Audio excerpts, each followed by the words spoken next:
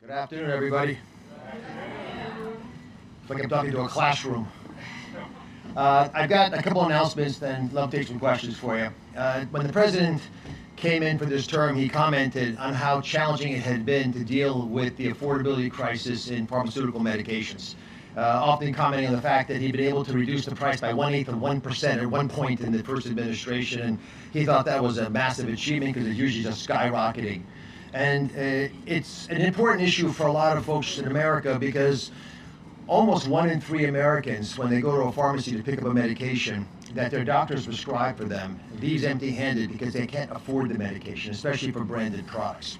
And part of the reason for this, it's unknown to a lot of Americans, but it's well recognized by the president and this administration, is that our drug prices are about 3 times higher on average than the same drugs made in the same facilities in the same American factories oftentimes than they are charging patients overseas in Europe, Asia, and other parts of the world.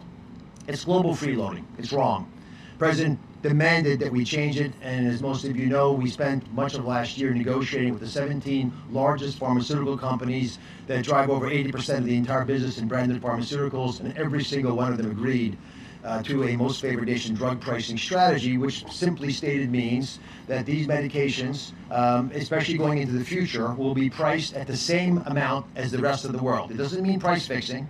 We're not telling pharmaceutical companies what to charge. We're saying to them, whatever you charge us, you got to charge the other folks, which means we might be able to help you overseas to get better pricing so that you can make up some of the losses that you'll experience here. The Council of Economic Advisors estimated that the benefit of the president's negotiated program is about $600 billion over the next 10 years, $600 billion of savings. The question then becomes, how do you actually get that savings to the American people? And we work together with some wonderful folks, Joe Gemia and Corstein, who have been building the TrumpRx.gov site. And I've got an announcement that today we are adding 160 more drugs to this site. Now, the site already has 700 or so, or 600 or so drugs, so it's going to take it over 750 total. But that is an important number for other reasons. It means that 4 out of 5 medications that are picked up by Americans going into that same drugstore that I mentioned earlier now have the opportunity to double check that the price they're getting in that drugstore, wherever they're buying it from, is the best price out there. So it's a transparency site. It gives everybody the ability to make important decisions about medications they're purchasing with full knowledge of what the cost of those medications are. And that's important because transparency drives cost-effective changes in how we procure and consume products. You would never buy a car without knowing the cost of the car. Some of these medications cost what a car costs. And so these are important assets for the American people to have. I'll put some numbers on this. In the 2 weeks since we did the last event with the president on this topic, we're now up to about 12 million unique visitors to the site. Estimated savings are about $500 million, and again, climbing rapidly as more Americans learn about the program. And it is our great hope and belief that the average American, before they make a purchasing decision for a pharmaceutical product, will start using TrumpRx.gov as a standard, as a baseline, to take advantage of something that's been given to you. Again, there's no money made from this site. The government does not charge money to people using this site. It's an opportunity for you to be empowered. That stated, I want to add to that one additional insight that some of you would like to hear, which is that starting on July 1st, the patients on beneficiaries on Medicare who are eligible for GLP products, the weight loss products that the president speaks of frequently, will be allowed to obtain those products for $50 a month. Now, the list price, as you know, for a lot of these drugs is well over $1,000 a month. We've been working hard to push down on these prices to make sure that these medications, which can be life-changing and even life savings because of their impact on weight loss and downstream complications like diabetes and hypertension and all the things that they cause, like kidney failure and heart disease and strokes and dementia, even cancers, all those risk factors are going to be mitigated, we believe, if these medications are used correctly. And so when doctors prescribe them, Medicare beneficiaries will be able to obtain them for $50 a month. And we are hopeful that over the next few years, we will show an actual savings to the American taxpayer if these medications are used correctly and appropriately and consistently, so folks get the weight loss they desire with the downstream benefits that I mentioned earlier. I also want to touch briefly on the crushing of fraud, waste, and abuse made possible by the Vice President's anti-fraud task force. The White House task force has been aggressively going after an all-of-government approach. I'll speak personally as the person charged with the Medicare and Medicaid services when we identify, by looking at the data, which we have plenty of, that there's an aberrancy in how these bills are coming into us, so there might be fraud there. It's incredibly empowering for us to quickly call the Office of Inspector General or the FBI, the Department of Justice, and to have Todd Blanche call back and say, here's what we're going to do about what you just observed, or call Scott Besson at Treasury and say, we need forensic accounting. Something is going on here. Where are they hiding the money? And I want to emphasize that this is sophisticated work because our opponents are extraordinarily sophisticated in their attacks on our system. They just need to have a Medicare beneficiary number or some of their ID, which is basically a credit card, and they can begin charging against the federal tax dollars that go into Medicare and Medicaid. That's one of the reasons we're seeing such high amounts of fraud in different parts of the country, and we believe there are organized criminal groups behind some of these endeavors. So I wanted to walk you through a couple of these examples because our goal is to stop the money from ever leaving the building. That is the best way to protect the American taxpayer. As you know, we were in Minnesota last week where the largest autism takedown occurred. A mother and a daughter, adult daughter, were accused of tens of millions of dollars of theft.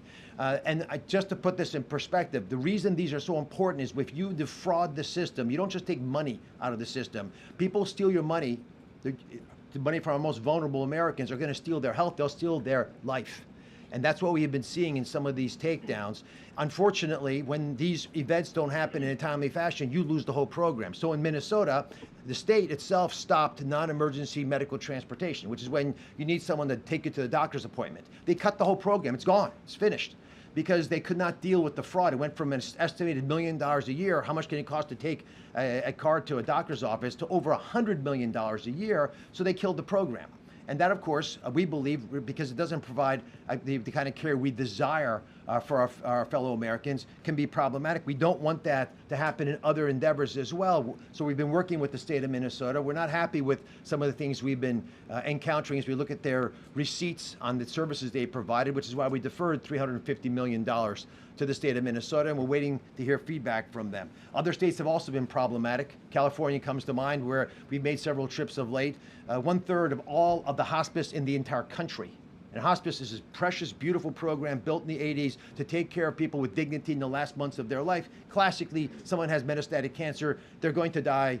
It's going to happen in a few months. You give up your Medicare, because why would you want Medicare? You don't need all those things. Take hospice instead. But that trade has risks with it if you don't actually have a lethal problem.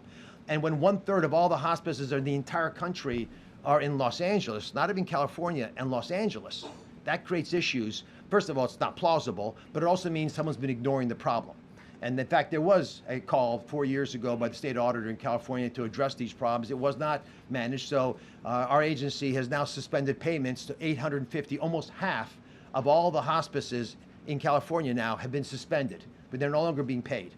And we're going to keep aggressively going at this problem, because when we go after hospice in California, guess what happens? Hospice in Nevada went up 7-fold. Hospice in Arizona, hospice in Texas, they've all gone up. These scoundrels run to other areas. I just learned this morning, now they're infiltrating the home healthcare space in California, which is equally a problem, because now they're taking advantage of a different sector of the population, this time Medicaid, but using nefarious techniques and technologies to do that as well. And again, these are organized criminal syndicates, we believe, in many instances. And that's why being a personal care service attendant, which is, again, doing something that your family would normally do for you, carrying groceries upstairs, driving you somewhere, that job is now by twofold the most common job in California, and it's the most common job in New York.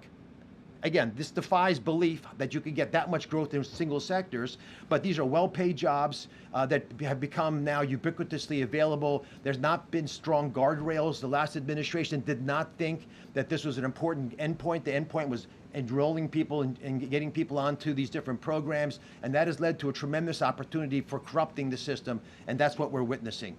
With that in mind, there's lots we can do to fix these problems. We've been aggressively going after states, red and blue. We wrote a letter to Florida. The difference, by the way, was Florida responded by saying, we know we have a problem. We're going to double down. We want a moratorium on all of our durable medical equipment suppliers. And why? Because there are twice as many durable medical equipment suppliers in South Florida than McDonald's. Again, not really possible unless you're looking the other way. We're not looking the other way. We're aggressively taking on these challenges. And I'm going to reemphasize something that I'm hoping everyone appreciates. But if you're defrauding our most vulnerable citizens in America, do not walk away from this threat, run away from us because we're coming after you. All right.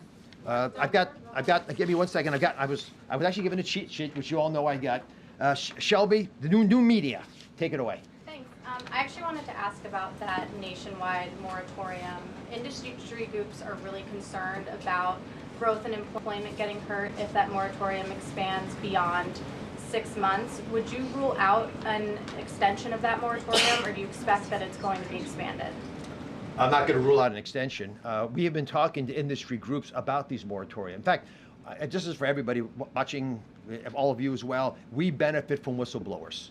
Our most important whistleblowers have been members of industry who know the game, know how you can cheat it if you're unethical, and they point out to us when these problems occur. So we do not want to hurt the folks who are earnestly involved in hospice, in durable medical equipment suppliers, personal care services. They're good people in these businesses, but we're going to slow down the growth of these sectors till we can get our arms around the problem, because it is of massive magnitude to us. When we go to, let's go over here. Go ahead. Dr. Oz, thank you so much. Kara Castronova from Lindell TV with two important questions that the American people voted for and care deeply about. Many Americans fear a future administration could reinstate COVID-era vaccine mandates through Medicare and Medicaid funding. Would you support and create reforms to prevent that from happening again? What can you do during your remaining time at CMS to ensure Americans are never forced to choose between their jobs and a forced vaccination? Well, the president talked about this a bit on Friday with an executive order that desires to provide states with better science to be able to make educated decisions. It is an embarrassment that during COVID we allowed ideology and fear to dictate healthcare policy. Many clinicians at the time couldn't understand where these ideas were coming from. It certainly soured the American people on the trust that their government had historically had in recommending public policy efforts. The president argues, and he's right, and Secretary Kennedy strongly believes we need gold standard science. We need that science to be able to help families make better decisions for themselves, and state governments, because these are state-driven issues usually, especially mandates, to make those decisions more wisely. If we can do this in the right way, it will be very empowering, because who loves children the most? Their parents. No matter what we might say, they're the ones who need to have the information. They should have the ability to make the wisest choices for their kids, not based in fear, but based in science. Stephen. One more nursing home stuff, Roz, if you don't mind. Let me go one at a time. If you ask multiple questions, I'm only going to answer one anyway, so we'll come back. I promise. I talk quickly. Go ahead. Dr. Oz, thank you. And I actually have two, but we'll see what you like. I'll answer one. Pick one. Well, the first is on most favored nations, the policy. I was hoping that you could explain why the administration thinks it's important to pass legislation codifying these deals. Is the fear that a future president might walk away, and what you make of the congressional pushback? And also on my tragedy derived from Kratom, President Trump has expressed interest. Can you describe the debate within the administration on that? Let me answer the first one, because there's not a big debate on the second one. The reality around the most favored nation drug pricing is the president has dealt with the entire problem for this administration. But these contracts expire after this administration is done. So like so many things the president's trying to do, he's trying to set it up for the next administration so that they don't have to fight the same battle. Now, it's going to be difficult for pharmaceutical companies to pull back. But we still believe it makes sense for Congress to codify what we've been able to achieve, because it's been so helpful. Think about the $600 billion of savings to the average American over the next 10 years. It's just a massive number that they voluntarily, sort of, gave back because the president went after them and said, you got to deal with this problem. And by the way, when we knocked on the door of these pharmaceutical company leaders, you know what they said? We knew one day you'd come for us. They weren't surprised. They knew that this couldn't continue. So the president wants Congress, which I know has a lot on its plate, but there are ongoing discussions around the great health care plan. Just last week, the Workforce Committee pushed something out that is going to be on PBM reform, pharmacy benefits management companies are the middlemen that often are involved between the insurance companies and the pharmaceutical companies. So there's other parts of the legislation moving forward. But just to remind you, the great health care plan is codifying most favored nation drug pricing so it lasts for decades into the future, as we believe it should. This is all forward-looking, doesn't hurt these companies today, just make sure America's protected in the future. We want plain English insurance policies so you can actually understand the document that you're being given. We want transparency, so when you go to a hospital, to a doctor's office, that you actually know what you're getting. Guys, as a doctor, when I prescribe something for you, I often don't know what it's going to cost you to pick up what I just told you to get. These are things that are fixable, and the pharmacy benefits is another part of this. Let's go to, I'm going to back, Daily Wire, Mary. Thank you, Dr. Oz. Right over here. Thank you. My colleague Luke Rosiak just reported, and he's done a lot on this. His investigations into Medicaid fraud and home health have repeatedly brought him to foreign-born healthcare operators. Is CMS tracking what percentage of home health recipients are refugees or foreign-born, and why are foreigners using these programs at such higher rates than for Americans? Well, we are tracking illegal immigrants taking advantage of all health care plans. We've already recouped, or we've actually told California they owe us $2 billion. We've got half of it back already. I'm confident we'll get the rest because they have state-based programs that we don't have a lot of visibility into, but because of the Working Families Tax Cut legislation and other rulemaking, we are no longer allowing foreign folks who are here illegally to benefit from these programs. And just to put it in context, in California, if you're on Medi-Cal, the Medicaid program in California, until this administration, you got full dental and full vision benefits. Now, I'm for those benefits, I like them, but we don't give that to Medicare patients. And so we should at least be equitable, and all of us together should decide what we are going to do as a nation. So if we as a country decide we're going to go in one direction, you can't have states splintering off if they're going to spend the other people's money. The fraud, for example, that I'm talking about and the use of money for illegal immigrants, the people who pay that bill when it, for example, the largesse of California allows folks to get benefits that the rest of the country doesn't think is appropriate for illegal immigrants or home health care providers, that money's paid by folks who are taxpayers in New Mexico, which is a blue state, and Mississippi, a red state. So this is not partisan. Everybody is taxed extra and has to put more into the kitty because some states are doing things that we don't think as a country, well, we would like to have happen. That's why this administration has been so dogged in this issue and why the president has been so aggressive. Go ahead, Mary. On Ebola, if Kenya does end up blocking the U.S. quarantine facility there, and it seems like they might since the Kenyan courts are delaying it, where will Americans who have been exposed end up going? And then why can't they just come to the United States? I mean, I think you would probably agree that the U.S. has pretty good health care here. So where will they go, and why not to the U.S.? The main issue with having a facility close to the Democratic Republic of the Congo is if a patient is sick. Again, I'll speak as a heart doctor. I want to take the patient to the OR that's right next door to the room they're sick in, not to the building next to them, or to 3 buildings 2 blocks away, because that time is precious to us. You have a golden hour in many of these instances around trauma, but for illnesses, it's also relatively short. So we are confident, and the State Department's working on this diligently, that they're going to be able to work out something with Kenya. There has already been a fair amount of communication around this issue. We have and that's about it. There's a UK base there. We have other people who might be willing to welcome us, and we have our German colleagues as well. So there's many places we can send folks, but sending them across the world, especially when we're not sure what's going on with them, is probably not the wisest move. In red, take it away. Thank you so much. Alina Shirazi from the Daily Mail. This is the 4th checkup that the president has had. He's supposed to have 1 a year. He's had several CT heart scans. What are the doctors looking for? And second question, I think you might like this one better. Who has been your favorite cabinet secretary so far to do the briefings at the podium? That may not be my favorite question. That might, I mean, they're all obviously different. I think Scott Besant's dry humor is fabulous. Marco is just an earnestly funny person. We can tell all kinds of stories about Marco's entertaining commentary. I think JD was spectacular. You know, he's just very on his game, understands the issues, and he understands the American people, which is, I appreciated his presentation so much. And I did watch them all, by the way, just to prepare. I'm a doctor. I try to do my homework. I prepped for the case. The first issue was about Ebola. No, about President Trump's examinations. Checks. He's had 4 already. The president's supposed to have 1 a year. Yeah. So I actually have talked to the president about what he's sent to all of you. And I think it's just a routine, regular exam.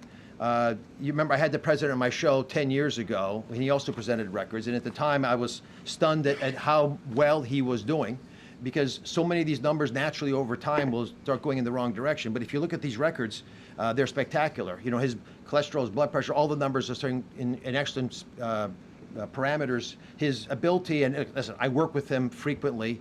Many of you get to see him almost every day.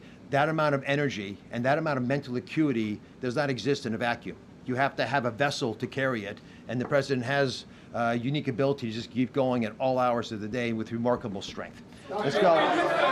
Right behind you. Yeah. So the administration has been stressing reshoring manufacturing, pharmaceutical manufacturing as part of that. From those announcements of those 17 pharmaceutical companies, what's the timeline that we could see those projects come to fruition? Is it summer? Is it end of this year? Well, these companies are already making investments in America. Some are ongoing, some have announced. I went to a ribbon cutting in one in Charlottesville recently. And so there's a lot of investment coming to America. But think about what you would do if you're a pharma executive. If you're a pharma executive and America's open for business and we're trying to support innovation, saving people from, cancer, autoimmune problems, dementia, all these different, you want to be where the action is. So these companies are coming here. It's actually a brain drain from Europe in particular, but other parts of the world as well, of companies who want to come here. So it's not just that we're already going, it's going to get bigger and bigger and louder. Would that be jobs? Oh, the jobs are starting when the first time you hire someone to build a plan for you, we have a job. If you're asking for people with picks and helmets, that's also coming quickly. But again, I've been to facilities that are already under construction, so they're starting, and and the president and I visited a facility in Cincinnati a few months ago that, again, they already have the facility, they're already running the facility, they're making additional investments to upgrade their program. Yes, ma'am.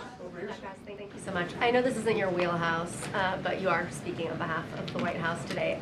Can you respond to any of the criticism from Republicans on President Trump's decision to tap Bill Pulte, who has no known intelligence experience, as acting NI? Well, I think Bill is a great guy. I know him socially. I've not worked with him in his current job, but I do trust the president's judgment. He is a very sharp, quick study of people, their emotional abilities, and their ability to persevere in the face of hardship. So I have confidence in his decision. Yes, ma'am. Back on Ebola, given the World Cup coming up and millions of visitors coming to the United States, on the U.S. preparation for this, who is in charge of proactive surveillance measures, and what type of surveillance will the United States be doing for visitors coming in? Will that be expanded beyond the DRC, Uganda, and Sudan? Can you describe what is in place, knowing this influx of people coming soon? So Jay Bhattacharya, who I spoke to this morning, who is our brilliant leader of the NIH, but also CDC now, is running this program. He's got a lot of help from Dr. Heidi Overton and many others at the White House. So it's a well-constructed game plan.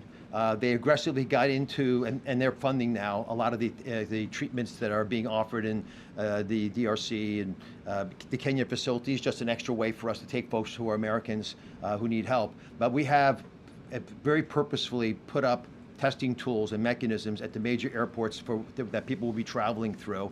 I have great confidence in Jay's ability. He's a brilliant scientist and knows a lot about viruses. He wrote one of the most important papers really describing the true reality of what was happening during COVID early in the pandemic.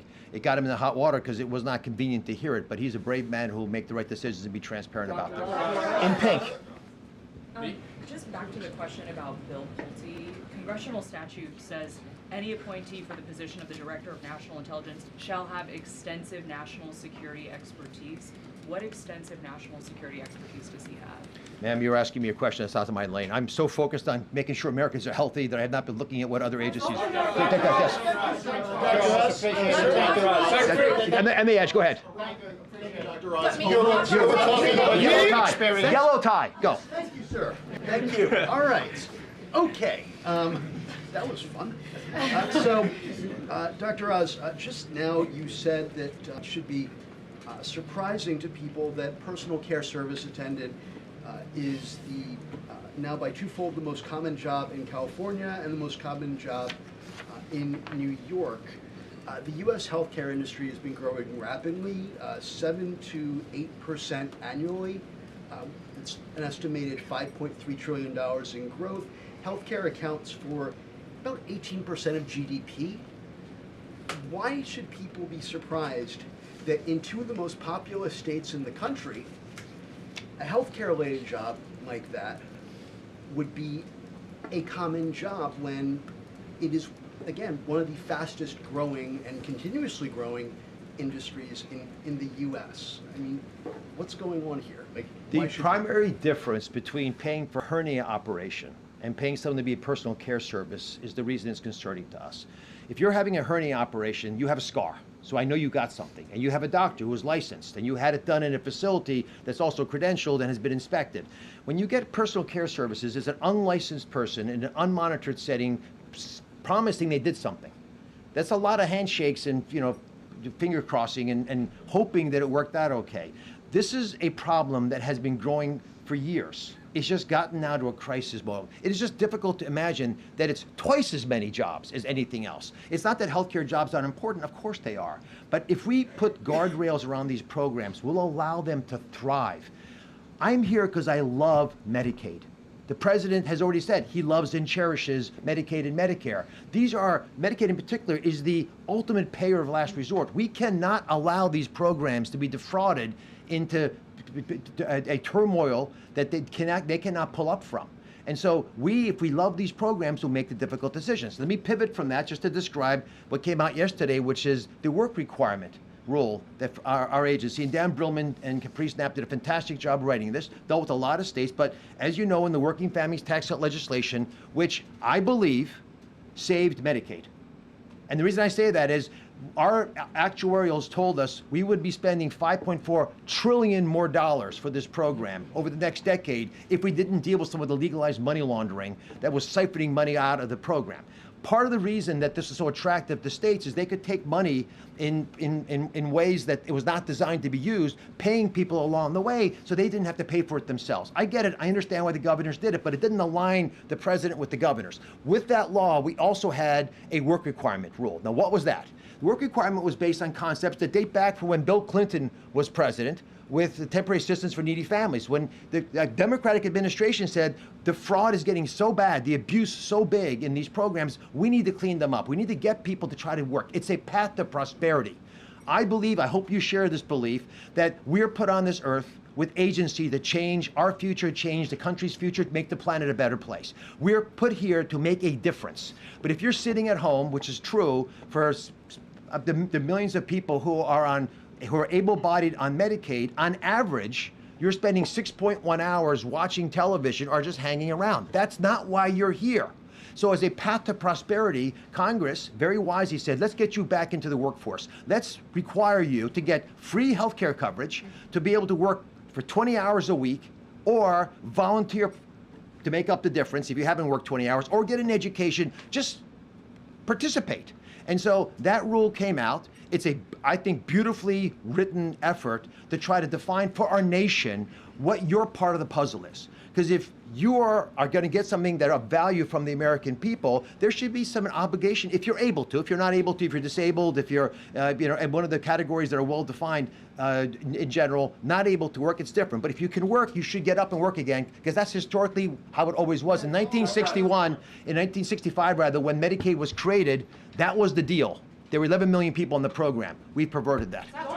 Yes, sir. Doctor, thank you. Since you're here speaking on behalf of the administration, part of the reason we're asking about the president's decision to appoint Bill Pulte to be the head of national intelligence is it's been 4 hours and we've been asking the White House why he's qualified to do so. You're a heart surgeon or a heart doctor? Yeah. Would you recommend a patient go see someone who isn't? You're asking the question with the premise that Bill Pulte is not qualified. I don't know anything about his situation, and I appreciate you want an answer. I'm not going to be the one giving it to you. Go ahead. Thank you so much. This is Elizabeth with the Daily Signal. What are you doing, first of all, to remove any illegal immigrants who are still receiving Medicaid from the program? You mentioned earlier that's something you've been working on. And then secondly, Medicaid reimbursement for Planned Parenthood will resume July 4th unless Congress acts to extend the One Big Beautiful Bill. As CMS Administrator, what's your message to Congress on that? On the illegal immigrant side, I'll take one question at a time, if you don't mind. Just a lot of folks. We have, because we now can do it, a very straightforward way for the 44 states that don't have state-based Medicaid plans for us to be able to audit if the people that we're paying for are citizens or not. In the state-based plans, like I mentioned in California, and there's a few other states, Colorado, Washington, et cetera, Illinois, they have their own plans. So we have to now audit their plans. This is a challenge. And that's why, before I came here, I met with a bunch of Medicaid directors from many states, red and blue, and they want us to help rebuild the tech infrastructure of Medicaid in this country. Imagine 50 balkanized programs. You spend $20 billion a year, $20 billion for tech infrastructure, and we're not getting our money's worth. So we're putting $200 million more because of the Working Families Tax Cut legislation. We've got negotiated, Dan Brillman did $600 million of in-kind contributions from the vendors to be able to get the work requirement done in an effective way. But I think it's the first step of a much larger national opportunity to fix how data flows. And one bit on this, Medicare's billing system, which many of your relatives are using, was a 1979 era COBOL-based system. I don't even have engineers who know how to use that system. And so if you're going to really use cloud-based tools, if you want to use technology to help Americans connect better with the healthcare system, you have to update them. The president has been supportive of this, so we are upgrading the system. And my hope is that we can use the tech transformation tools of this government to bring people to work with us from the private sector. And every major tech company is a partner of ours. Now, our pledge is 700. Yes, go ahead. Hey, I just wanted to follow up on her question behind me. If the president's in such perfect health, why does he keep going back in for checkups? I think he likes the results. He does really well. He aces the test every single day. And I do actually believe that he is curious to make sure everything is going in the right direction. He's a very meticulous person in so many ways that are often underappreciated. But for him to want to know all the numbers and keep on top of them, it's the same reason he calls people at odd hours, because something's on his mind and he wants to deal with it. Yes, in purple. I wanted to ask about the UFC fight here at the White House next week. The president recently invested in the parent company of UFC. Is it a conflict of interest for him to be promoting this event while he's invested in UFC's parent company? I don't think the president sits in the Oval Office and makes individual investment decisions, but I don't know about that issue. But knowing him, I suspect someone else is making those decisions for him. But wait, go ahead. Thank you, Dr. Oz. The Obamacare subsidies expired earlier this year. What negative consequences have you seen, and do you see any policy adjustments that need to be made? Let's talk about Obamacare. Let's take a step back. 2015, 16, 17, 18, 2020, there were 9 million people on Obamacare. 9 million. Today, it's more than 20 million. Like, what happened? What happened was we completely took the guardrails off. And I know this because I'm working in the agency that actually was told to take the guardrails off. And because there wasn't an earnest desire to keep track of whether you're appropriately on it or not, but more importantly, just get the number to where we all feel good about ourselves, we had massive increases of people joining the program. We believe that 35%, roughly, of the people that are using the Affordable Care Act, Obamacare exchanges, because they've never used the program once, they've never filed a claim, may not be legit. And that actual number may translate to, I don't know, 5-6 million people we could be paying premiums for because they don't have to contribute anything. So they don't even know they're getting it. These are people who have Medicaid, and someone, often a broker, is dishonestly enrolling them on in an Affordable Care Act. Or they're in 2 states at once getting full insurance paid for by us in multiple states at once. So we have evaluated these numbers. They're extremely concerning. There's a very strong effort by us. We actually made a rule 2 weeks ago that starts the process. We had tried to do this when we first came into office. A court enjoined us. They did not feel we'd followed appropriate APA guidelines, government guidelines. And so we redid it and now it went back out again. But if you care about the ACA, then you'll want us to take the fraud out. And let me just take a step back.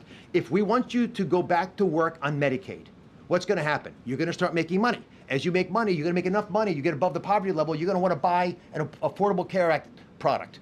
Or private industry, commercial insurers are going to start using it. That's a good thing. We're getting America back up. They're getting into work, getting them into the stratosphere, building prosperity. So we want these programs to work together. But if you've got millions of people, literally, who are getting insurance that they don't want, they don't even know they have it, and we're all paying for it, that's tens of billions of dollars we're throwing away. That increases premiums for everybody. It drives affordability down. We're not going to tolerate it anymore. Sir, in the back, in the beard. Yes. Thank you so much, Dr. Oz. We are happy to see you. I'm sorry, I will ask 2 questions because I'm Turkish No, American. only one question. Doesn't matter. One question. Okay, so I'm going to ask you, the Turkish President Recep Tayyip Erdogan and American President has a good relations. And there's a report they are going to meet in Turkey and United States game in Los Angeles. Have you heard about it? And also there's a NATO summit in Turkey in July. So you're Turkish American, I don't know, do you have any idea? Are you going to join? And what you're thinking about Erdogan and Trump relations? I have no idea about these meetings. I've not been invited to anything. I suspect I won't be invited to everything because I've got a lot of work to do here. I'll give it right there. Go ahead. Good. Yes. Jordan Conrad's Gateway Pundit. Back to the illegal aliens on Medicare, Medicaid. Last October, you announced that you had found over $1 billion in federal tax dollars going to illegal aliens. How much has that amount increased as of today? And it's kind of like fish in a barrel. Are these people being referred to immigration for prosecution and deportation?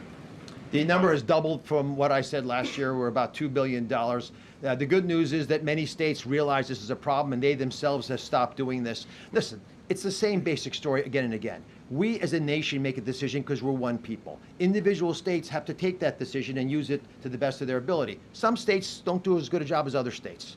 That's why we're looking to individual states for leadership, for better ideas to deal with many of these social problems that unfortunately begin to pile up over time, and they threaten the very foundation of our social net that supports all of us. That's why this matters so much. If you quiz the vice president, he grew up in an environment where he saw people abuse this. I know that's the case of people who are in the task force right now, the Anti-Fraud White House Task Force. So there's a passion about this, and for good reason. I mean, the president calls the vice president Elliot Ness. He wants him, he likes the fact that he's taking this seriously, he's going at it, and he's doing what's best for the American people by making some tough decisions. One last question, take it away. Thank you, Dr. Oz. Back to Bill Pulte, but with the national security angle. The president has pushed very hard to renew FISA, Section 702. It expires in 10 days, just ahead of the World Cup. And there's this heightened threat environment with the war in the Middle East. We've heard all these intel agencies talk about the threat environment these days and how people can be very concerned about it. On Capitol Hill, you've had lawmakers today raising concern about Bill Pulte, and on the Democrat side, questioning his ability to carry out that role fairly and not weaponize it. What can you say about to allay their concerns, and can you also answer a question that was posed by Susan Collins about whether Pulte has a security clearance himself? Ma'am, I don't know anything more about Bill Pulte than you do. I did not think that would be one of the questions that would even come up here. I hadn't even heard the news when I walked out. Okay, let me leave you with, we have one last question, but I do want to.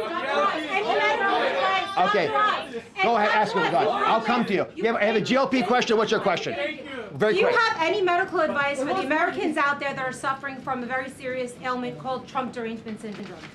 I am concerned about folks who have focused their entire life energy on dislike of the president.